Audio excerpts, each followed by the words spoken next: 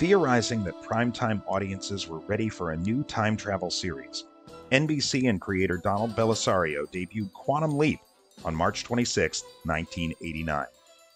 Starring Scott Bakula and Dean Stockwell, the series followed Dr. Sam Beckett as he found himself trapped in the past, facing mirror images that were not his own, and driven by an unknown force to change history for the better. His only guide on this journey was Al, an observer from his own time, who appeared in the form of a hologram that only Sam could see and hear. The series ran for 5 seasons as Sam continued leaping from life to life and hoping each time that his next leap would be the leap home. Now, NBC has resurrected the cult series for a new era.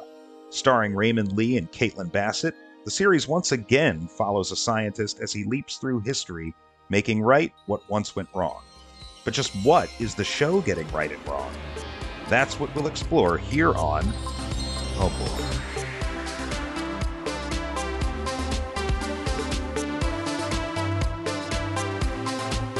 Oh boy, it's a Quantum Leap podcast. My name is Nate, and with me is a co-host we can all see and hear. It's Brian Martin. Hey, hello. So here we are. We're doing it, kind of an impromptu. Let's do a podcast about this new show. Yeah. We both have loved Quantum Leap, as near as I can tell, for 30 years, and it just sort of like blossomed out of well, what did you think? Right. That sort of question, and here we are. To be honest, you and I don't know each other all that well. We've never met, right?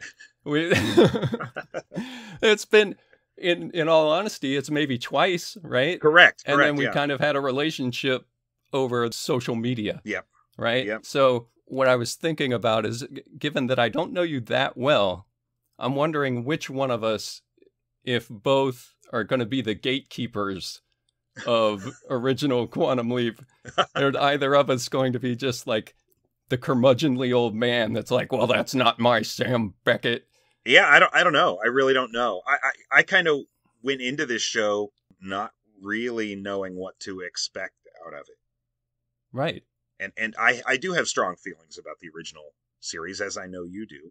So yeah, I'm interested to hear your takes, because I certainly have some. Yeah, I do. I have strong feelings about the original. Surprisingly, not very strong feelings about the reboot. Like you said at the start, I mean, it's just because we enjoy that original so much that you can't help but weigh the new against the old. And the new definitely invites it, right? Like it invites comparison, because it's not a reboot, it's a sequel. And yeah, my reaction to the first episode is, that pretty much sums it up. Right. I will go into more detail about that, but I kind of want to know. I was going to say, how are we going to fill 30 minutes? What is your Well, see you next time, folks. Right. So I wanted to kind of know when you discovered Quantum Leap and what your history with the show is. Yeah. Well, I definitely have recollection of when it was airing, but I did not watch it with the original run. I ended up catching it in syndication right around early 2000s. The Sci-Fi Channel picked it up, and they ran it every afternoon. Mm-hmm. And I picked it up from the very first episode and like raced home from school, raced home from work every day. I've got to get there by 4. Quantum Leap comes on. And if I was going to miss it, I used this thing called a VCR. Oh. And I would record it because I really became invested in this show. I jumped on message boards talking about it with other people. Yeah, you got to get what did the AOL those rooms? Yeah, right. The chat room this was actually, I think, the Sci-Fi message board. So you'd have a thought and you'd jump on there, Sci-Fi Network, and you'd jump on there and say, this is what I thought about this episode. And then you'd wait hours, overnight until somebody maybe wrote something back. And, that's neither here nor there. That's what it was like in our day. Speaking of like curmudgeonly, I mean, we're really, once we get there, nobody's going to be surprised at this point. Well, you haven't dated yourself yet. But from that point, I mean, I was all in. I bought comic books, have them in my collection. Yeah, I can't remember who was it, like Now Comics did the Quantum Leap series or something. God, I think it was the same company that published the Married with Children comic books. There was a Married with Children comic book series in like '89. I did not know that. I had to seek out the Quantum Leap when I was looking for more content. I could never find it at shops. I had to like at flea markets. I would see copies Exactly. of Quantum Leap. Yeah, eBay, I think, makes me want to pull some of those back out of my collection and see if they're really as bad as I remember. What about yourself? So I remember the night that Quantum Leap premiered, there was something on right before it, and I feel like it was a DuckTales 5-parter or something. Like maybe the DuckTales 5-parter that introduced like Bubba Duck or something like that. It was like second season DuckTales. They did in like prime time? It was like 6 p.m. This was on, and then Quantum Leap premiered at 8. It was like right after. And so the only reason I saw any of Quantum Leap that night was because we had been watching whatever that thing was before, and it kind of went straight into it. I wasn't very interested. I was like 9, so it was like not something that really interested me. And like for all the sci-fi elements in Quantum Leap, it's hard for me to think of it as a sci-fi series, right? It's first and foremost, I think, a drama. Right. And so it's not really that interesting to somebody who just watched a DuckTales cartoon. It wasn't until a couple years later, I think I was homesick, and USA was running Quantum Leap reruns at that point. And that's when I discovered it, quote unquote. And I was all in. And I think it was between seasons because I crushed whatever I could on USA that summer and then started watching it in the fall when season 5 debuted. Yeah. Now that you mention that, probably on the sci-fi thing, since they run them every day, they got through those seasons and then they started over. So I probably started in the middle of the series, watched every single one, and then it cycled over and I, started from the beginning. That's what binge watching looked like in 1992. Like it was just like, hey, USA has it on for 4 hours in the afternoon. Exactly. You're right. I remember watching the series finale like the night that it aired on NBC. I was watching it week to week at that point. I didn't know yet what a series finale was or like what to expect. Like, well, shows just keep coming back year after year after year, Right. Like I'd seen like the Cheers finale or whatever, and like I understood that this was the end. But Quantum Leap didn't feel like an ending, right? The end of Quantum Leap feels like tacked together. Yeah, that's a conversation in and of itself. I remember heard tale on the internet about the alternate ending to Quantum Leap. I had sought that out on the internet, and not so alternate it is, but right, yeah. So the idea of like a sequel series, obviously, I know it's something you've thought about a lot over the years. Yeah. Nate's put about as much thought into this as like most of us do into our like day-to-day jobs, I would say. But the idea, like when a sequel series finally got announced, I was like, well, it's about time. It seemed like it's just been sitting around dormant. And if anything in history has been sitting there waiting for someone to come back and give it another go, it was Quantum Leap. Yeah. And I knew exactly what I wanted, but I honestly didn't know what to expect. There's a difference between like knowing what you would do versus what you expect a studio or another creative would do. Yeah. By the time we sit down for one of these again, I want to look into who the creators actually are, unless you did that already. You know what? I got to be honest. I didn't look into them too much. I've just been so focused on the show itself. Like, I don't know what the background of the showrunners are for this. All I know is that, like, our boy Don Belisario has an EP credit. Deborah Pratt has an EP credit. Like, they just get those, like, complimentary, I think. Right. I'm going to look into that before we sit down again, just to get some kind of frame of reference on who's working on this show. Are they a creative? Do they have a love for the show? All the stuff that people talk about when they're on the press circuit. Of course. So I guess my question, does this show look cheap? This new one, does it look cheap? Because I can't tell. One of the things I noted in that first episode, I kind of filtered things out into the pile of things that I liked and the pile of things that I was meh about. And certainly, I think special effects are not something that we talked about a lot with the original Quantum Leap, right? Because they were sparse. It was just the leaping effect and then people moving in and out of Al's hologram form, right? So it's not really... And even then, that looked very for TV, right? The leap effect, I thought, was really rad. Always the leap effect is super cool. Absolutely. Um, Yeah. but you sit down now, and I feel like shows have just generally gotten so effects heavy that it's impossible to not judge what you're seeing in this show versus this other show that is airing at the exact same time, right? Right. The first thought through my head watching the scene in the pilot for the new show where Ben Song is in the accelerator and you've got these huge arches kind of crisscrossing around him. I was like, oh, this is kind of a neat concept for the Quantum Leap accelerator, but I think we've been spoiled by the volume. The big HD dome in which they film all of the Star Wars shows at this point, where it's just a bunch of like actual images that are, designed to move with the camera, and it looks hyper realistic for the most part. And so it's really tough to look at any effect shot in Quantum Leap and weigh it against any effect shot in literally anything else we're watching right now, because I was like, I forgot what a network TV show looks like, maybe. Right. But the sets, the accelerator itself, I mean, they kept the leotard. They did. That was cool. But it just felt like Project Quantum Leap was an office building. It looked like CTU headquarters in 24. Right. But they just cleared out all the tech stuff right in the middle and just put like a bunch of like CPUs in there. Yeah, when Ziggy's a server farm, before she had a personality, she was a dome in the ceiling with like neon lights shining down, and then cut to 2022 and it's just a row of servers. Like the original Quantum Leap series took place between the years 1995 and 1999. Right. That was the present time for that show, yeah. Yeah, that was the present time Sam was leaping back from. I thought it was a weird choice to have this show take place in 2022. Right. Because it's not the future to any of us right now.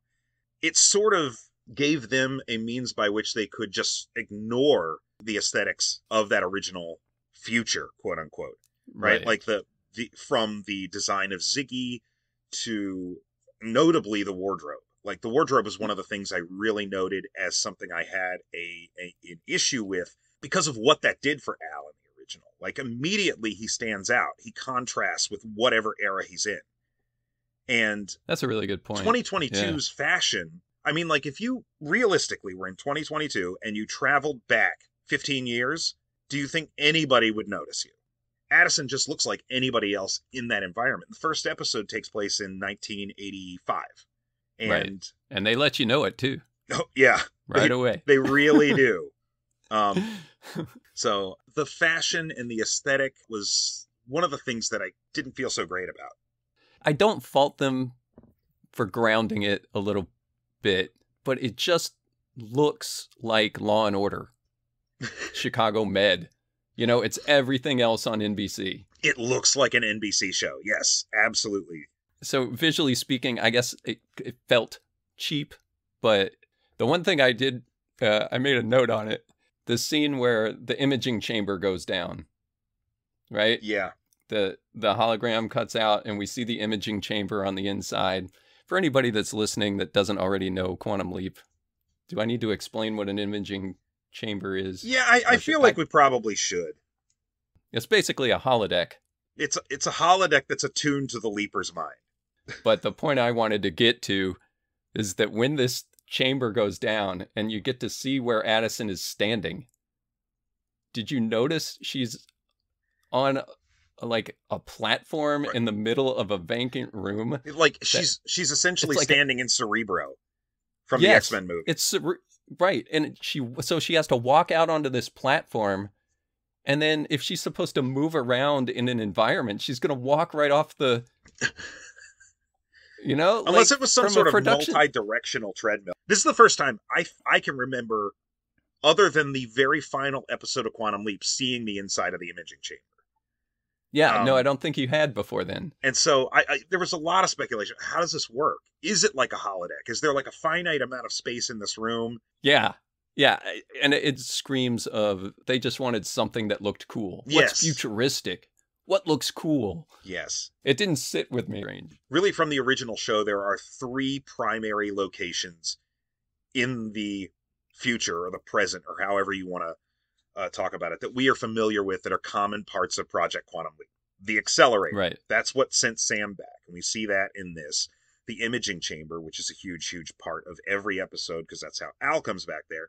And the waiting room, where the person that Sam has leaped into, there, just as Sam replaces them in the past, they replace Sam in the present, right? Right. And so that's how you get episodes like Dr. Ruth, where Dr. Ruth, who Sam has leaped into in the mid-'80s, is in the future giving Al marital advice in 1999. Right.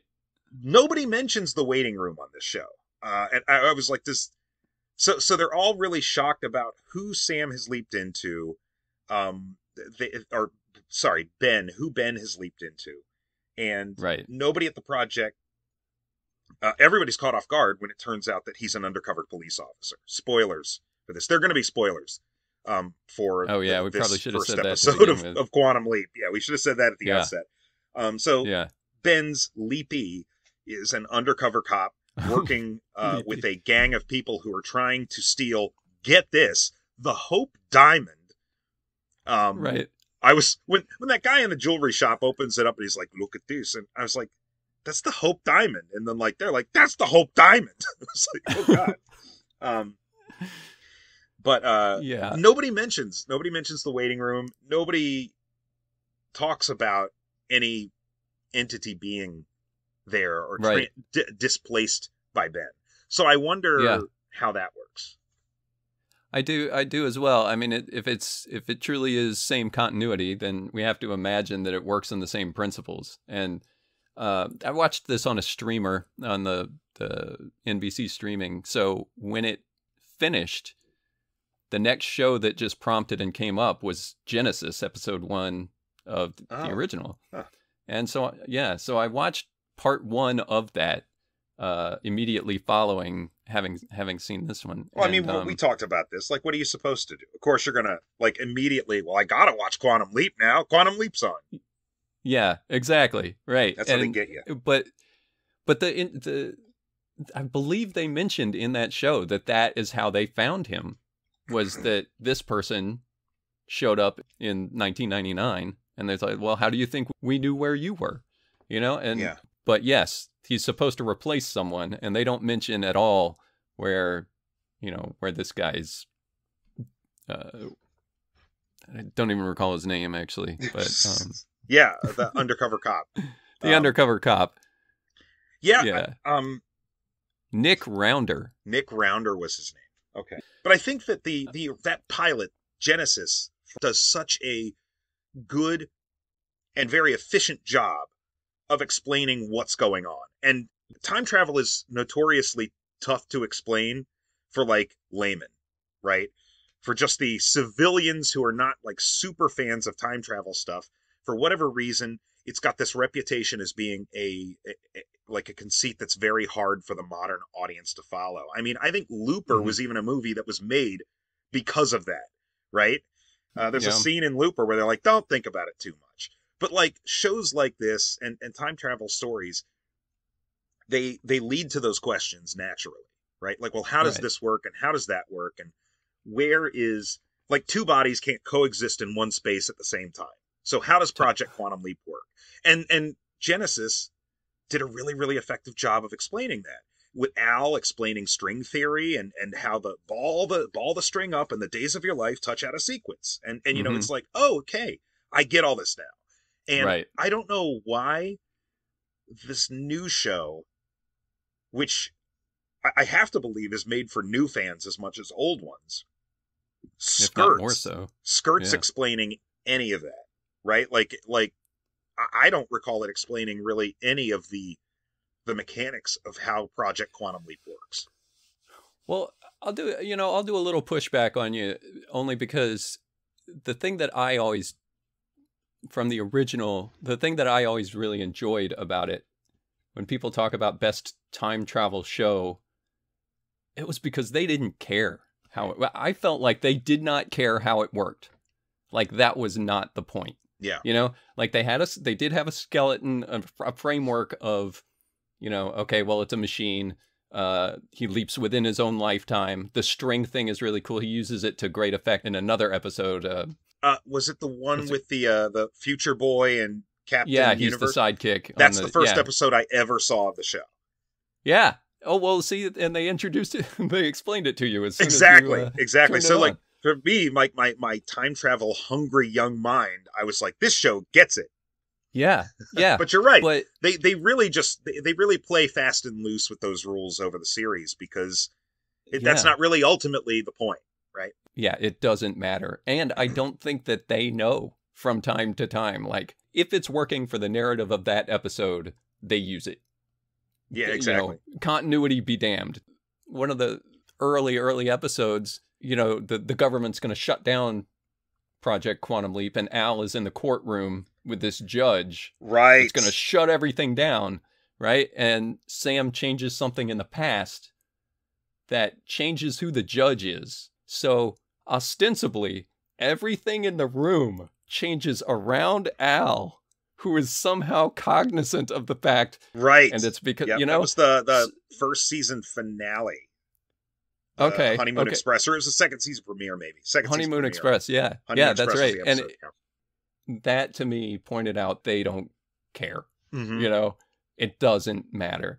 And at that point, if you're willing to just let that stuff go, then there's nothing standing in your way of enjoying what that episode is going to be and what the story is, what Sam's trying to accomplish, what kind of relationship Sam and Al have, who are these people that we're introduced to every week. And that becomes the crux of the show, and not what I think this new version is really hanging its hat on, the time travel aspect, the project. That's one of the most notable differences, I think, and speaks to modern sensibilities in that the first thing you notice right out of the gate is that there is a season-long mystery that we are going to be addressing episode to episode to episode. And I don't know how that's going to play in Quantum Leap, where it's so episodic and just a story begins, a story ends, and we just keep propelling onward. Yeah, for lack of it's practically an anthology series. Yep. Mm-hmm. Those aren't as popular now. And so we've got to find a way to keep people coming back, and like cliffhangers are the way to do it. And I don't know about you, and I will talk about the cliffhanger, I suppose, but like that's ultimately the cliffhanger gets me back this week. Like I'll come back because of the way this episode ended. But well, I'll come back. I got to do the next show. Right. We got to keep doing this. Now we're committed. Yeah. Let's talk about the actual time travel piece in this episode. July 13th, 1985, jewelry heist, and Ben is trying to save the life of a guy involved in the crew who's going to be shot and killed. And why is he in the crew? Brian, why is the good person in the crime? Yeah, he's a good guy because he's trying to pay for his wife's cancer treatment. Oh, yes. Which I thought was a twist because you always expect the kid to be the one with cancer. But here it was the wife. I was like, ooh, that's clever. Oh, my God. Yeah. Like, have I not seen this 100 times? I honestly don't know why we had to add the kid and the cancer-stricken wife in. I think we would have been fine with just the jewelry heist. The jewelry heist by itself, I don't remember a lot of heist-based episodes of the original Quantum Leap. I remember a couple bank robbery episodes. Right. Yeah. Not the same. But this But episode... we have to care about this guy. It's like the most anecdotal reason to care about this guy. And I don't mean to cut you off on a hold whatever thought you're on, but it suffers because we have to spend so much more time in 2022. Yes. Exactly. So we have about an eighth of a scene where they introduce this wife and kid and like, oh, now we know why the good guy is a criminal that Ben needs to help. Yeah. And it's so super surface. It's so surface level that it's to a frustrating degree. Yeah, completely agree with you. But I'm sorry, I feel like I cut you off. No, you're right in that I think the plot line that's happening in 2022 does a disservice to what I would think the whole focus of the show would be on, which is Ben traveling through time, changing history for the better. Like, I feel like that largely goes understated in this first episode. Right. And maybe a lot of it is just setting the stage, but I get the impression the people in Project Quantum Leap aren't going anywhere. Like, I think every week we tune in, we are going to see these characters. And yes. And they're going to be trying to figure out what Ben is doing in the past while Ben is in the past fixing including things.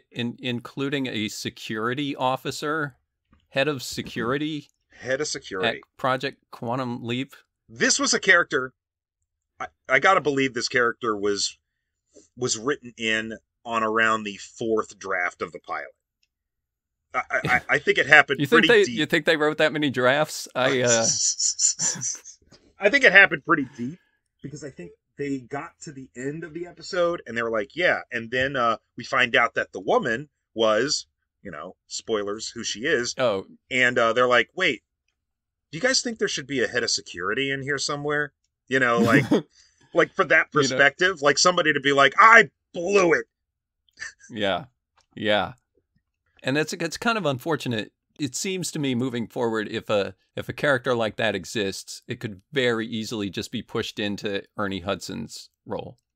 Yeah. Like, it just feels like he can accomplish those same things, and you've got a singular character, and then you're not wasting all this time on random security person who tried to leave. If that makes you feel any better, she did try to leave the cast, but no. You'll be here next week too. Yeah. Resignation not accepted. And I kind of like the cast that we're seeing in 2022 in a couple of ways. One, that was one thing I felt we never saw enough of on the original. Like, Gushy appears in 3-4 episodes maybe throughout the entire run of that show. And I'm counting his very, very small appearance in the pilot. Yeah. The leap back is really the one episode where you get to see what the project looks like and how it works with everybody. Like, Tina's there and all these people you kind of heard about. Dr. Beeks, right? To be honest, back in the day when I was watching the original, I always wanted to know what was going on there. What was it like? What did it? And I thought, man, I wish they'd spend more time in Project Quantum Leap so I could see what's going on. But now I'm really questioning whether that's a good idea. Did I want that? Why did I want that? So the two things that I like, the two characters anyway on this show that I like the most right now are Ian, the scientist, played by Mason Alexander Park. Right. And Magic, played by Ernie Hudson. Right. And it wasn't until the end of the episode that I think I really became interested in Magic's character, because the connection between him and Al is made very explicit at the end of the episode. But the idea, what I like about Magic, just as a surface level, let's include this character, is it's really, really interesting to me to have a character on this show who was a previous leapee of Sam's. Like, somebody that Sam leaped into. Like, that is an idea I was like, this is a really good idea. Like, because what is that like? Are we going to explore what that was like? Does he recall anything like this? Is it just like a muddied time in his brain? He's got access to, like, Quantum Leap records now, so surely he must be aware that Sam Beckett replaced him at some point. That to me is really, really interesting. Yeah, you just hit on the thing that literally will bring me back. That is the one thing that I'm actually really interested to know. Like, do these people retain the memories that Sam creates for them? Do they have selective amnesia for that time period of their life? Are they fully cognizant of what happened to them and they just have to keep their mouths shut? That was never answered in the original, and we have an opportunity now. So I am very interested in that, but I feel like I want this show to succeed in the way the old one did, which will really require that we get to know the people that Ben gets to know. When he's, you know what I mean? We have to have that time to give a damn about any of them. Yeah, a couple of years ago when Alex Trebek was diagnosed with his terminal illness, Yeah. it became something that got tossed around a lot, was that he deliberately never wanted to refer to himself as the star of Jeopardy. He wanted to refer to himself as the host, because to him, the contestants were the stars. And I feel like that's the mindset you have to go into with Quantum Leap. It's like Sam Beckett and Al are there as vessels and means by which to tell these stories. But if you can't line those stories with memorable characters, then everything's kind of going to fall apart.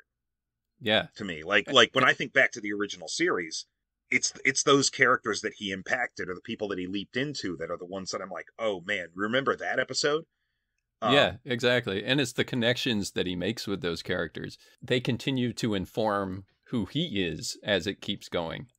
You know what I mean? And we see Sam form relationships with everybody that he interacts with, and you start to care about whether Sam succeeds or not. Right now, one episode in, I mean, he did, the actor who's the actor that plays Ben? Raymond Lee. Raymond Lee. He did a fine job. You know, he's likable. You know, I can see myself liking Ben Song, Dr. Song.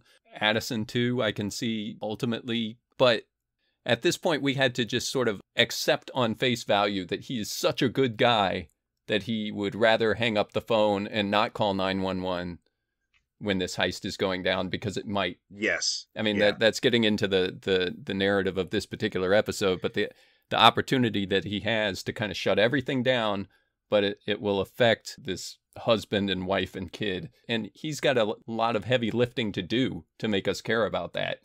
And if you're not going to spend the time getting to know that person, then the onus goes on the protagonist to say, what I'm doing matters. Like, does it matter? I don't. Well, that's kind of the biggest mystery of this first episode, is that we get to see that video at the end of the episode. You get to see a small video that Ben recorded on Addison's phone before he left. At the end of the episode, ladies and gentlemen. Yeah. The mystery of why this character leaped. Yeah, right. Why did he? The big mystery that the connective tissue of your show is, why did this person leap when they weren't ready? A very lucid Ben Song says, "I'm sorry, I can't explain this to you right now." And I just think of Lucille Bluth, you know, look at me being withholding, look at me getting off, you know, like it's just, it feels, like they're really trying hard to establish this mystery, and I understand why. Like, you've got to, that's how you keep people coming back nowadays. Like, it's not not enough to just make something that's entertaining. You've got to have a hook, right? But the big thing for me too, but I feel like it does overall as a pilot a disservice to your A plot, which I think should be the A plot of Ben being back in the past. Like, it's all just kind of set dressing to see if we can get him back at the end. Yeah. We all know we're not going to get him back at the end. But I mean, like, even in the pilot for the first episode of Quantum Leap, I remember the pregnant wife, right? I remember all the test pilot stuff. I remember Bruce McGill, you know, and I'm going to be hard pressed to remember any character from that 1985 plot in like 3 weeks. We haven't come up with their names in this one conversation. Right. It only happened 2 nights ago. I kind of do hope we see that, like, jewel dealer over and over again throughout different eras, though. Like, that would be kind of cool to me, is if we get, like, a character that Dr. Song keeps going back to in different eras. Yeah. That's something that the original didn't really do, that I kind of think would be kind of cool, but I don't know if they'll do that. So this mystery, the whole thing is that Ben, just like Sam, you know, leaps before the project is ready for some unknown reason. Nobody, you know, he went and did it of his own volition, supposedly. So Sam at least had the excuse that the government was going to shut down funding. And he had to prove that it worked, right? And this one, we don't know why Ben decided to leap. The one interesting thing that comes out of this, and like I said, we'll leave that cliffhanger for the end probably. The interesting part of that is that Addison, who serves as the hologram from present, was the one that was intended to be the leaper. The leaper. Yeah.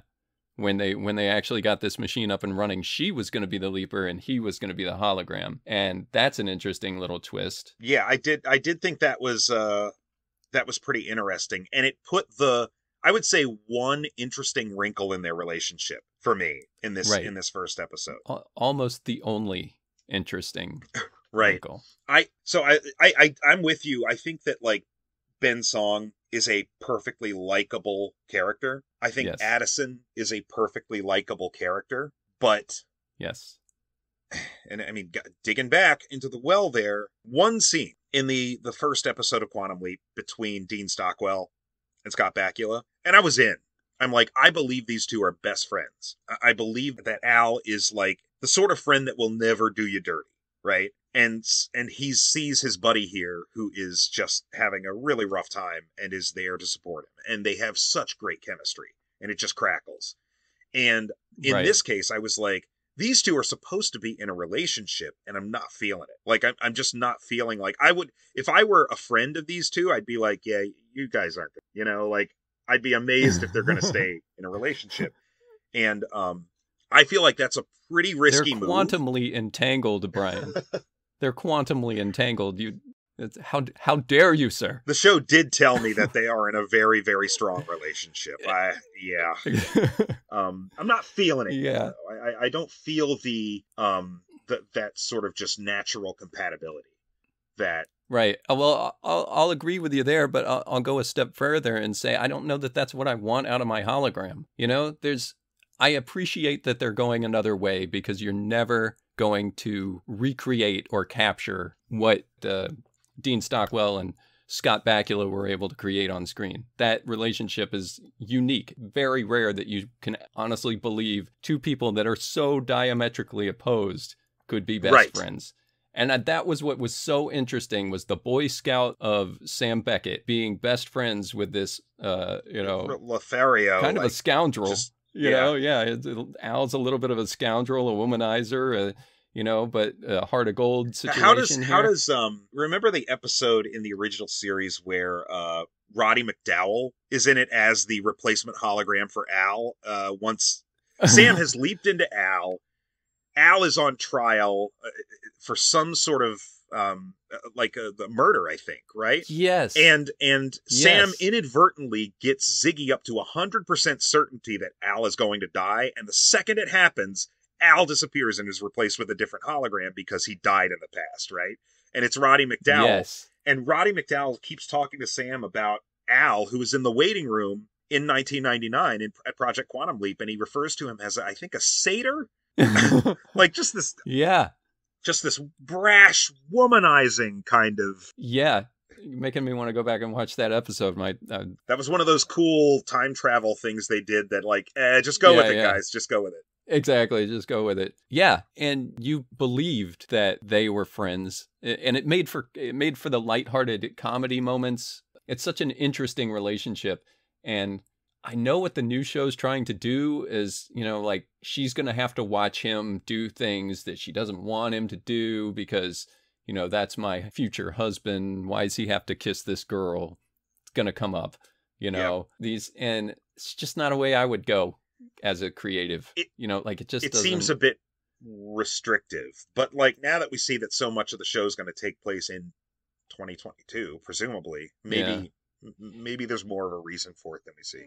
Maybe she quits. It feels artificial is what it feels like. Yeah.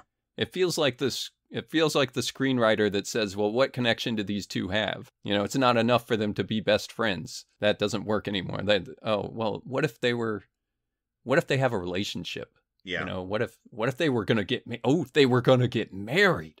They were going to get married and he leaped. And that'll make for lots of tension between the two of them. But she's going to have to care and keeps, I can see the thought process as the guy's putting pen to paper. It's just in the same way that the cancer-stricken wife and kid are the quintessential motivation. This is like the quintessential conflict. It's easy. And it feels like the sort of thing that's only going to have legs for one season. Like eventually he's going to remember who she is because that's how it usually works, right? So yeah, I don't know. But I guess you're right for the season you have, not for the ones you don't. True enough. Yeah, and like I said, I don't want to just badmouth this series without giving it its due. But at the same time, I at least appreciate that they're trying to do something different and realize that they can't kind of recapture what the original actors did. So, I'll give them that. But yeah, so he leaps into the 80s because 80s nostalgia. It's a very flat heist thing that we've seen before. And like, how bad was that plan? That heist plan?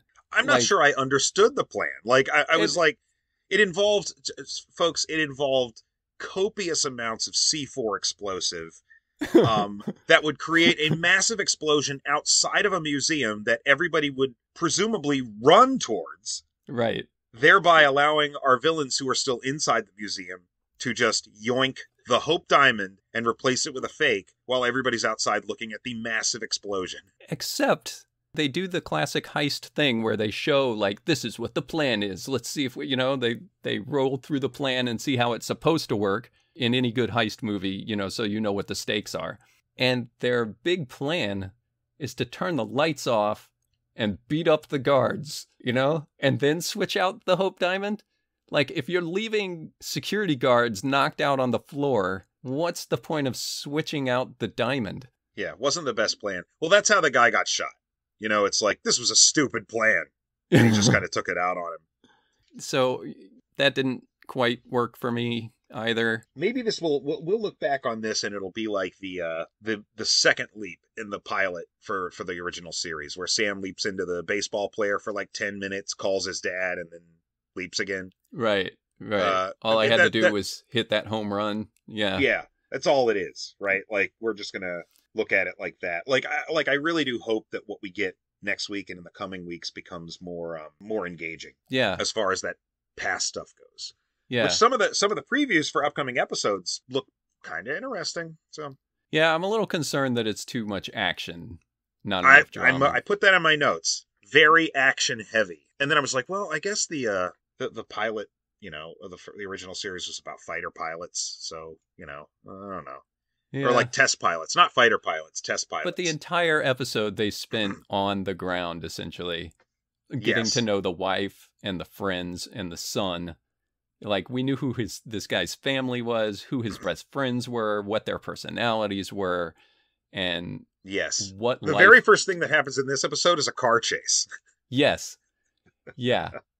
And let me explain it to you fast. You're a time traveler. Get in the van. That kind of thing can work. You can start a story by throwing yourself into the middle of it. And it could work in the framework of this type of show even, I think. But there's just something about the gambit of emotions that Sam runs through in getting to know everyone, leaping for the first time and not knowing where he is. He enjoys himself a little bit. He's scared. He's confused. He's sad. And all of this happens. And one of the things, this is a little slightly off topic, but one of the things I realized rewatching that pilot is Sam kind of ruined their attempt to get him back by letting somebody have doubt that he was who he said he was. Yep. By placing doubt in this woman's head that he may not be who she thinks he is, it messed up the whole thing, and that's why they couldn't retrieve him. Yeah. And I did not remember that. That was really interesting scene to me.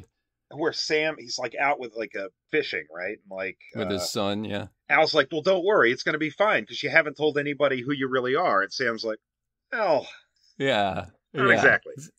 Yeah, and I did not recall that was the catalyst to maybe they're not being able to retrieve him the way they were supposed to. Although I can't imagine that when building the time travel thing, they realized that in order to jump again, he was going to have to do something nice for somebody.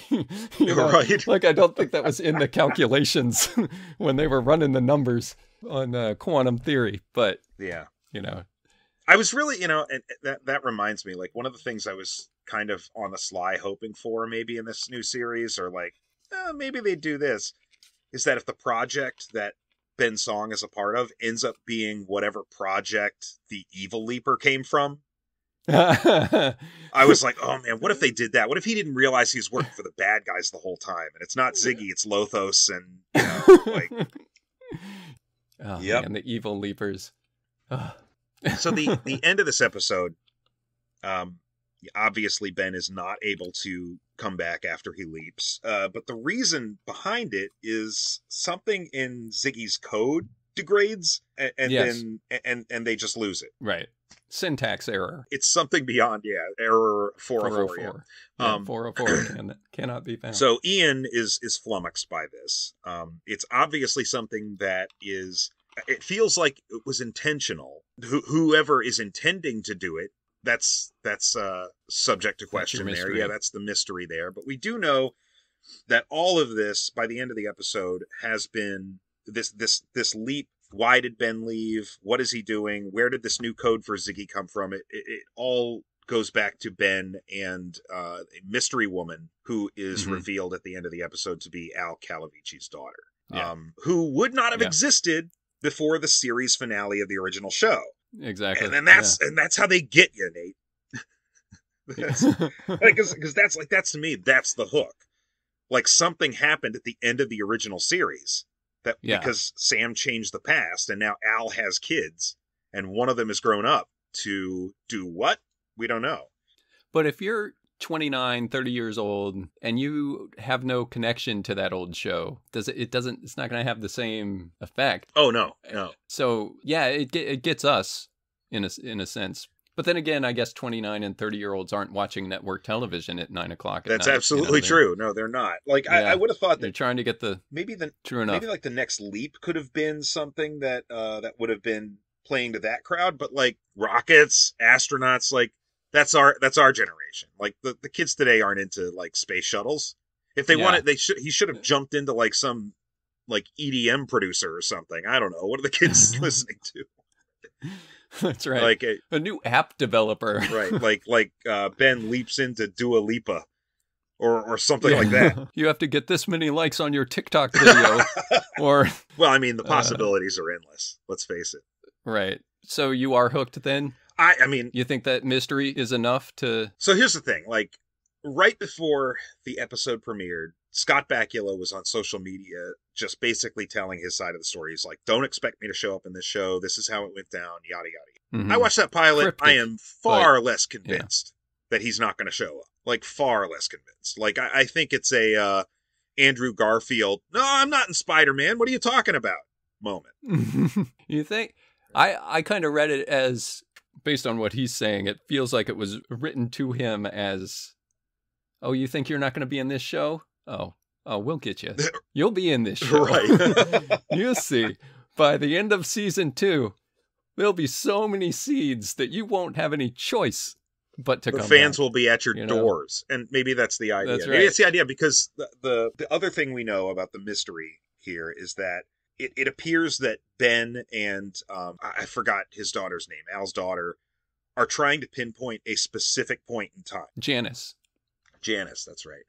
So there's that, but there's... Is that what's going on? No, explain it to me. They're doing what now? They were trying to reach a specific point in time. Ian explained this at some point in the episode, I think.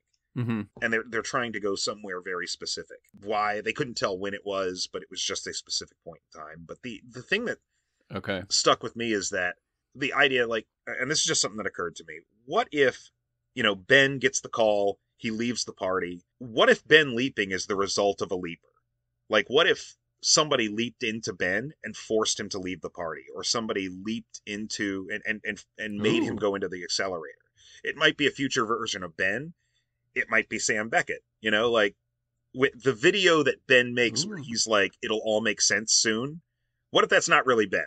Is what I'm saying. What if that is somebody who leaped into Ben and set all of this in motion? I don't want to shit on this show too early, but I feel like that's too creative. I honestly think that's actually really very interesting. A very interesting idea. Yeah, and I may be overthinking it, but like I feel like the direction they want to go with the show, where it's this sci-fi time travel. That's actually mystery, really cool, right? What if? I'm just like, what if there's so much we don't know about that, about his departure and his entrance into the accelerator and leaving. When we see that from another perspective, what is it going to look like? And that's the first place my head. Yeah. Well, I don't mean to write a better show than what's going on, but with that opening concept, that's really interesting to me. And I don't think that that's what's happening, but that's too good of an idea that you've got there, I think. We'll see, yeah. I feel like, and I think we're probably wrapping up because we're near the end of this episode here, but my concern is that the big mystery is going to be too big in scale. Is it going to be save the universe type of stuff? Ooh. Or is it as mundane as, if we get to this point, we probably can bring Sam back? So it's either they're pinpointing a time where they think they can get Sam back, or B, there's some kind of universal threat. Who's the Thanos of Quantum Leap? You know what I mean? Yeah. Like, it's going to have to be bigger than big. I think, and that's my fear. I do think that finding Sam is going to be like the catalyst for what comes next, right? Like, it's not going to be enough, or even the hint of finding Sam.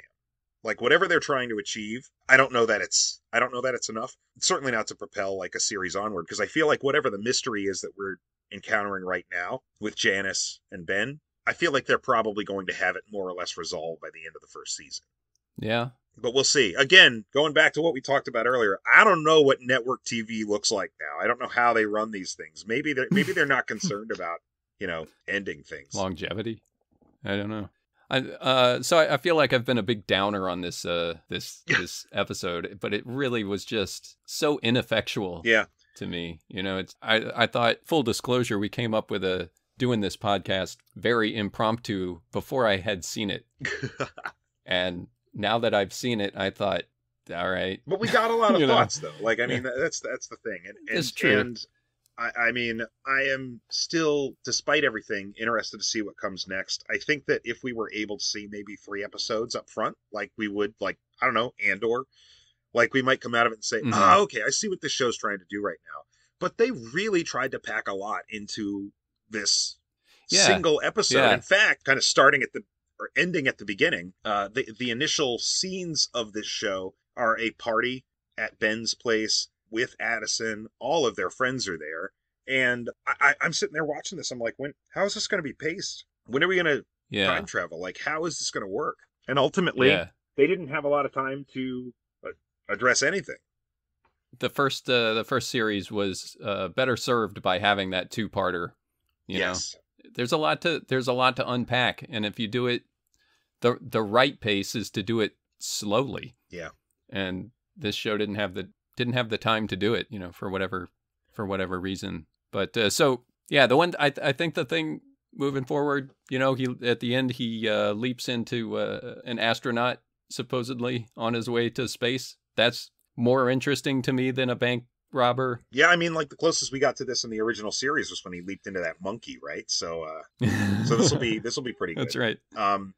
Yeah, so I'm interested in that. And then, as you mentioned earlier, the whole Magic Herbert Magic Williams thing I'm looking forward to seeing what they do with that. So that's what I'm looking for going forward. We'll see where it goes from there, I guess. Yes, indeed we will. Shall we wrap this up then? Yes, indeed. Well, Nate, thanks for doing this. Everybody, thanks for listening.